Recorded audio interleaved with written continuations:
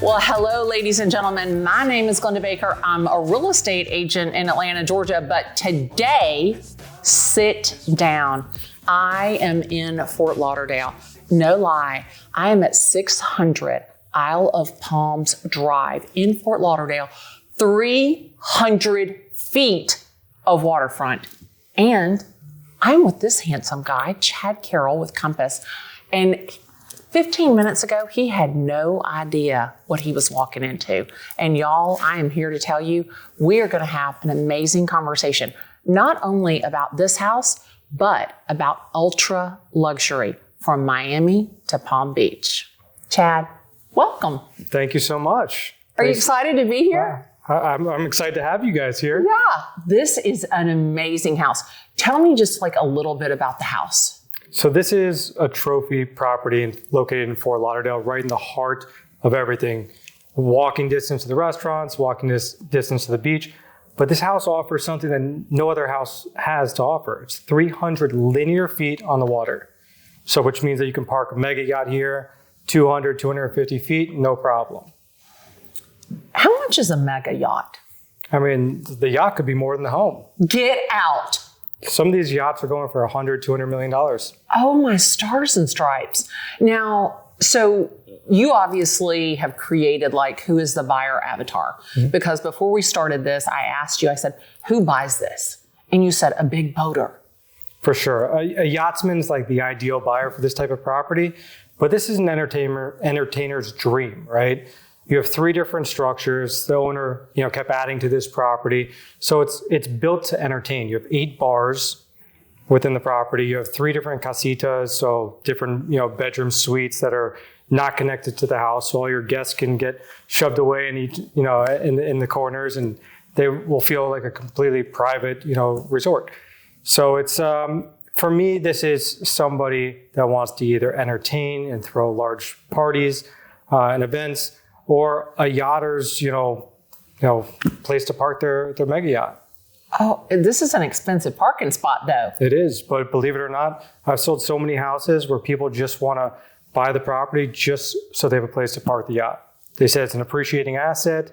I'd rather buy a property, park my yacht behind, rather than pay a marina $40,000 a month. You know what? You make such an interesting point, because a marina is literally like a storage space. Mm-hmm. And you're exactly right. You can buy this. You have a place to entertain. You have a place to store your boat, a fancy ass place.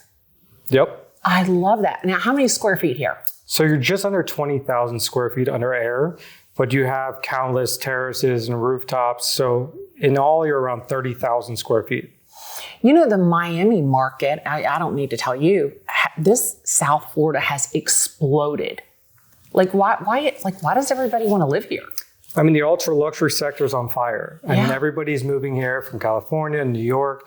It used to be LA is the hot spot, and New York that's where you would get the $5,000, $6,000 a square foot, mark. And now everybody since COVID has just transitioned and migrated down to South Florida. First, it was, okay, let's escape, where we're at and go down to sunny South Florida and enjoy, the outdoors and the weather and the lifestyle. And now it's transitioned to, okay, well, our companies have now moved down here. We might as well stay here, start, a family here and roots here. And people just ended up loving it, right? Yeah. So it's really evolved in a very good way where there's now, revenue that they can make here, right? Before it was a second home, vacation spot. But now it's a real player in the financial sector, the technology sector. There's so many things that South Florida offers now that it didn't, when I moved down here in 2008. That is amazing. I hear so many people coming down to this market. How long have you been in real estate? I've been in real estate since 2008. Okay. Oh, wow. So you started at a great time. I started in, it depends on how you look at it. I mean, 2008 was probably one of the worst times in real estate history, but I was fresh out of college. I had very low expenses. Yeah. I was able to hit the pavement, work and bust my butt, and with little overhead.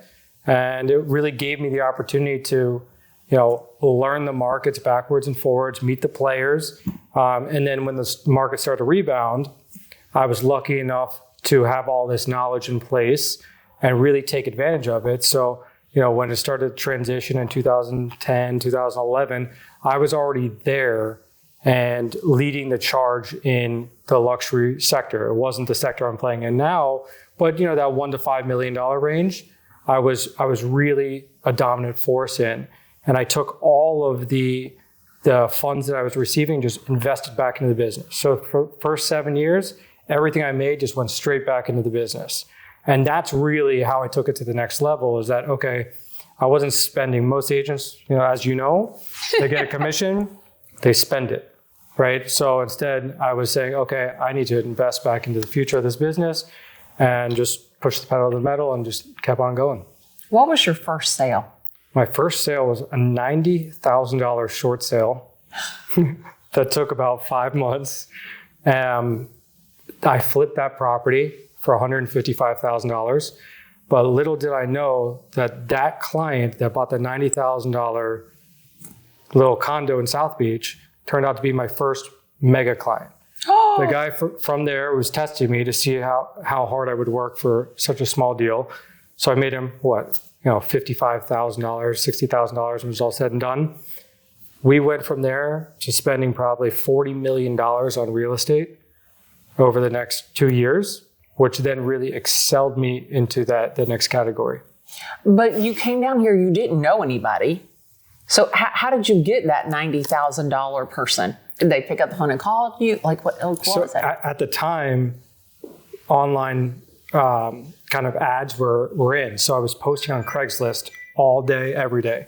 So for 9 hours a day, I was just posting rentals and small sales to try to, get as many clients as I could.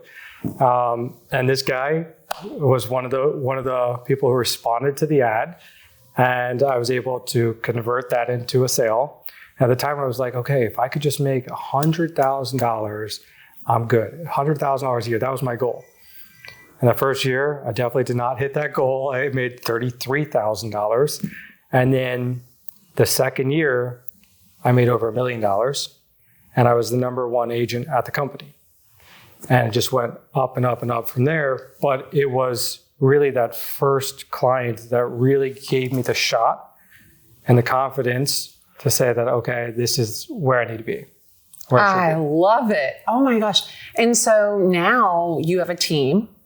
So now we have a very large team where, we cover Miami, Broward, and Palm Beach County. We have 55 agents.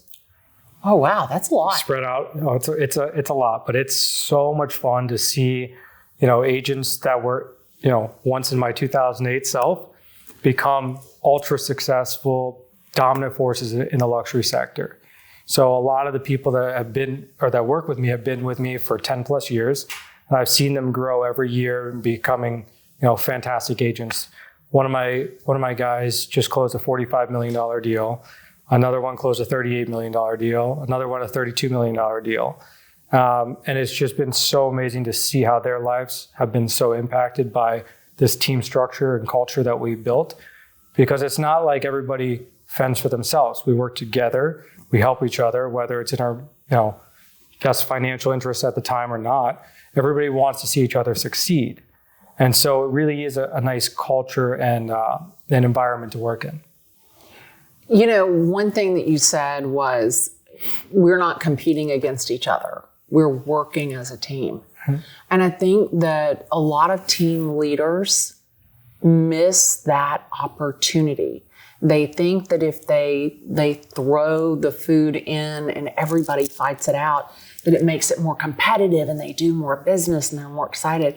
And I think that when you build as a team, you learn as a team, you grow as a team, it really gives you this foundation that's almost unshakable. I agree completely. I'm not going to say that there's no competitiveness within the team, because there is. But it's healthy. It's healthy competition. Everybody's trying to be that number 1, 2, 3, 4 spot on the team, but at the same time, they're very appreciative and willing to help each other. And if they reach that number 1 spot, great. But typically every year it changes. Yeah. Right? It's not usually the same person every year over and over again. And it's nice to see people who made a struggle last year, turn it around and do fantastic and really, find themselves and do, great the next year. And another thing that you said is like you had one guy do a 35 million or 45 and a 38, and you were so excited for them. So it's not like you're like, oh, wait a minute, I should have worked that client, or I should have had that person, or I should have had that opportunity. That's not your thing. You're operating from abundance. You're excited for your people. Oh yeah. I mean, nothing makes me more excited than see one of these guys or girls accomplish something so big. I mean, yes, I am fortunate enough to close those caliber deals quite often, but I don't really get excited about that. I get more excited when somebody else closes a deal like that, right? For me, it's just, okay, it's another deal, moving on to the next. But when I see them close a deal like that and potentially change their lives, right? And have the ability to now reinvest into their business the way that I did when I was starting, it's a really impactful thing for me. And it's really what is pushing me to continue to grow this team and get better in every sector of the marketplace that we're in. Well, and you also talk about investing back from the first question. I invested back in my business. I invested back. You never ever said, oh, I had these expenses, or this was expensive, or that was expensive. You're about to have an amazing party here at this listing. Mm-hmm. Just, getting it out there, getting people through it, getting, the word on the street. And I have a feeling you're not looking at this as an expense. You're looking at it as an investment, not only in this listing, but in your business. 100%. I mean, you have to invest in anything you do, whether it's yourself or a property. This is an investment in my seller's property to make sure that there's awareness around the property, but it's an investment into our company as well, because now all of the most successful agents in Broward County are going to be here tonight, right? And see how we do things, which is very different. I mean, you'll see tonight, we've got a DJ, we have fire dancers, we've got exotic cars. We're bringing a different spin into this marketplace, specifically for this property, because it is an entertainer's dream property, right? There aren't many homes like this, and we're next to the beach. Who doesn't want to party? Yeah, I mean, hello. This is my fourth outfit. I was like, what do you wear to a big fancy ass party like this? And I'm like, I'm so glad I wore this. I saw you. I was like, it's like we got dressed together. I'm like, this is wonderful. It's perfect. It's fantastic. So, Chad, I got to ask you, how long is it going to take you to sell this house? I mean, we have 2 buyers coming tonight. So maybe tonight. We've already had 2 showings. We've only listed it for a little over a week. I mean, there's really nothing else like this of this caliber in Fort Lauderdale that offer what this does from the waterfrontage side, right? There you have point lot properties that are exposed to, whether it's the intercoastal or the open water. It's not ideal for a boater. They want that protection for a yacht, right? So again, their yacht might be worth more than this property. So they want that protection. So we're 1 of 1 right now in Fort Lauderdale. Oh, wow. I love that. You know what? I think that you are 1 of 1. And I have to tell you, I have the opportunity to meet a lot of different agents from a lot of different places, selling a lot of different product. One thing I notice about you is your energy and your enthusiasm, not only about your listing, but about your people. And I love seeing that. And I'm so honored that you took some time to hang out with me today. Oh, my pleasure. Thank you so much. Yeah, absolutely. Tell them how they can find you. So you can find me, Chad Carroll on Instagram, or the chadcarrollgroup.com is our website. But we're always available to answer any questions you might have. If you want to see a property, even better. But we'd love to chat with you guys. Chad, thank you so much. Ladies and gentlemen, my name is Glennda Baker. As I always say, I'm a real estate agent in Atlanta, Georgia. Send me a text, tag me in a post, give me a call. That's what I love the most, because I love the opportunity to talk real estate with you today. See ya.